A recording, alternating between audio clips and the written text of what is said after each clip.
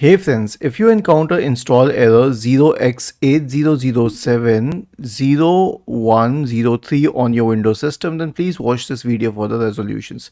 So the first solution is to run the Windows Update Troubleshooter. Now, how are we going to do that? Right click on the Start button, select Settings, go to the System tab on the list on the left hand side. In the right pane, select Troubleshoot, select Other Troubleshooters, click on Run corresponding to the Windows Update Troubleshooter.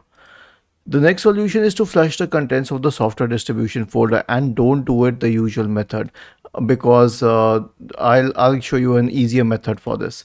So search for disk cleanup in the Windows search bar and open disk cleanup. Select C drive and click on OK.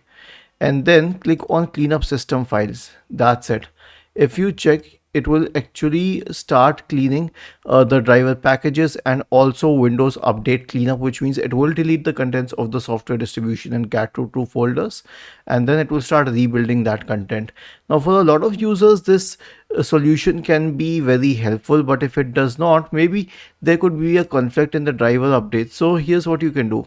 Install optional updates because they are usually driver updates. So right click on the Start button and select Settings from the menu. Go to the Windows Update tab on the list on the left hand side. In the right pane, select Advanced Options and then click on Optional Updates. Now I don't have any optional updates here, but if you have them, then install them. And lastly, uninstall the latest update and pause the updates because this may be a temporary issue with one update being stuck. So right click on the Start button and select Settings from the menu. Go to the Windows Update tab on the list on the left hand side. Select Update History. Click on Uninstall Updates. Click on Uninstall and then on Uninstall once again to uninstall the latest update. And then go to the Windows Update tab and click on this one. Pause for 1 week. And don't resume the updates still for 1 week.